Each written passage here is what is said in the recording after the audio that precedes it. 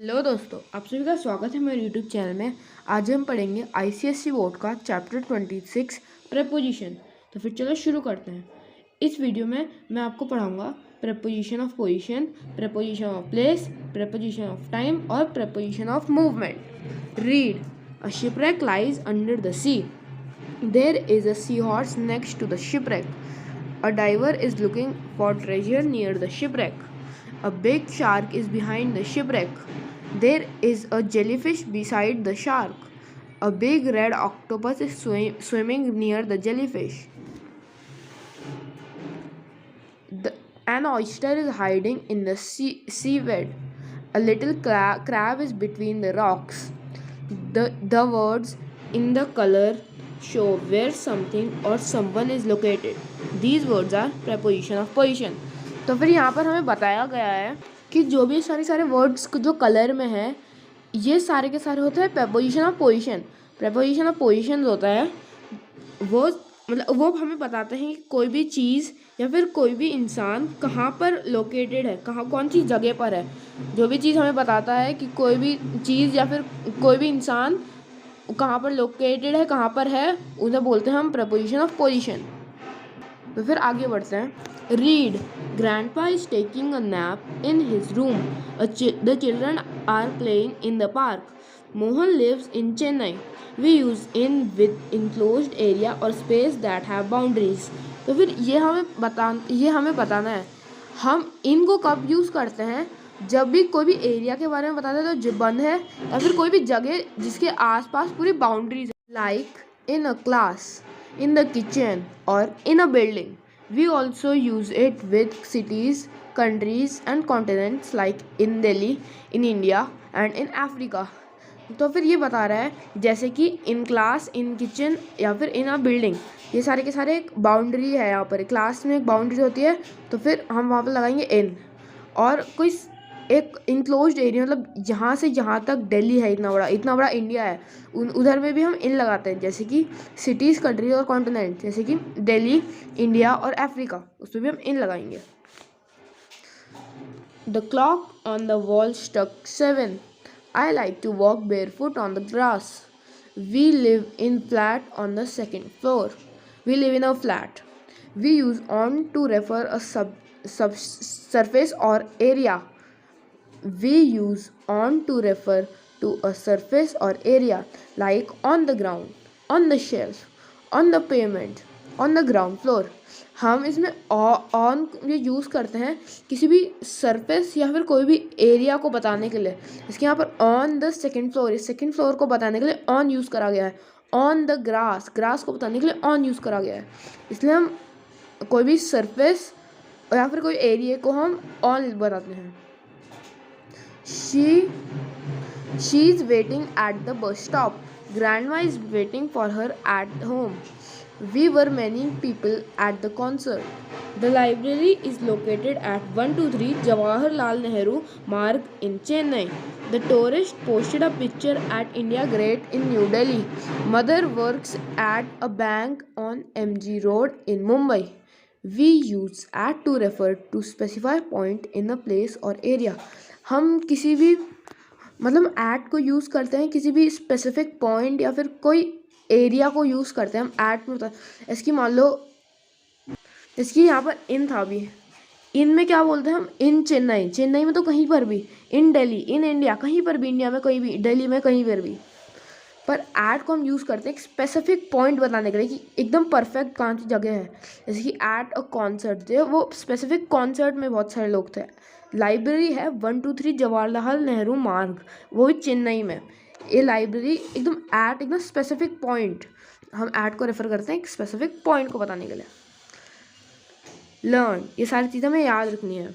When words like under, over, next to, near, behind, beside, above, in and between are used to show where someone or something or someone is located in relation to other, they are called preposition of position. जैसे कि word जैसे कि under, over, next, next to, near, behind, beside, above, in, between, ये सारे के सारे use होते हैं कोई भी चीज़ या फिर कोई भी इंसान को बताते हैं located. In relation to other, मतलब कोई और चीज़ को स्पेसिफाई करते हुए। They are called preposition of position. अगर आपको ये कन्फ्यूज़ हो तो मैं आपको एक और बार अच्छे से बता देता हूँ पीछे जाकर। देखो जैसे कि यहाँ पर है, इसमें बताया है कोई भी चीज़ ऑब्जेक्ट का सहारा लेकर हमें बताते हैं कि कोई भी चीज़ कहाँ पर है। A big shark is behind the shipwreck. इसमें शिपरेक का वो लेकर एक टाइप का रिलेशन लेकर बताया है कि शार्क कहाँ है, बड़ी शार्क कहाँ है। There is a sea horse next to the shipwreck. इसमें भी शिपरेक का सहारा लेकर बताया है कि शी हॉर्स कहाँ है। इसलिए ऐसे में बोलते हैं हम, मतलब जो भी चीज़ किसी भी चीज़ का सहारा लेकर बताती है कि वो कहाँ है, उसे हम बोलते हैं प्रेपोजिशन ऑफ पोजीशन। आगे बढ़ते हैं अब। When, in, on and at are used to describe where something or someone is located, they are called preposition of place. On is also used as a preposition of position. जब भी in, on या at बताता है कि describe करते हैं कोई भी चीज़ कहाँ पर लोकेटेड है, कहाँ पर है, उसको हम बोलते हैं preposition of place. और जो on है वो preposition of position की तरह भी इस्तेमाल होता है। तो अब हम आगे बढ़ते हैं। Preposition of time, read I wake up at 6 o'clock every day. यहाँ पर एक प्रेपोजिशन ऑफ टाइम है, हमें पढ़ना है I wake up at 6 o'clock every day. यह हमें बताता है एकदम एग्जैक्ट टाइम कहाँ पर है, at. Mother has promised to be back by 7 o'clock। By हमको बताता है कि किसी भी चीज़ से पहले या फिर मतलब कोई भी चीज़ को किसी एक स्पेसिफिक टाइम से पहले आना है, उसके आगे नहीं आना है, उस बाय बताता है। I will return your book on Wednesday. यहाँ मतलब इस ऑन का मतलब होता है कोई भी स्पेसिफिक डे या फिर डेट को बताने के लिए। My birthday is in August. August use होता है कोई भी स्पेसिफिक मंथ, ईयर, सीजन या फिर कोई बड़ा लेंथ ऑफ टाइम, मतलब कोई भी टाइम का थोड़ा सा हिस्से के लिए हम यूज़ करते हैं इन। उसके आगे the shop is open from morning to noon. तो फिर इस फ्रॉम को हम यूज़ करते हैं कोई भी टाइम की ड्यूरेशन बताने के लिए, मतलब टाइम कितना लंबा है उसको बताने के लिए हम यूज़ करते हैं फ्रॉम को। तो मेरे से थोड़ी सी गलती हो गई, मैंने गलती से इस वाले में बता दिया और फॉर को छोड़ दिया। I have been waiting for 3 hours, where have you been. तो फॉर का मतलब होता है कोई भी एक टाइम का पीरियड बताने के लिए, मतलब थोड़ा सा पीरियड है टाइम में। उसके बाद I haven't eaten anything since lunch. मतलब सिंस का मतलब होता है कि एक टाइम है पास्ट से लेकर अभी तक, उसे तब हम सिंस यूज़ करते हैं एक कोई पुराना टाइम से लेकर इस वक्त तक। We played until it grew dark. मतलब अंटिल का मतलब अप टू अ टाइम, मतलब एक टाइम तक। उसके बाद उसके आगे preposition of movement, read Naveen divided into the Naveen dived into the pool. तो मतलब इनटू का मतलब है movement towards the inside of something, मतलब कोई मूवमेंट होता है किसी के अंदर जाने का और किसी भी चीज़ के अंदर जाने का। The ball went through the pen.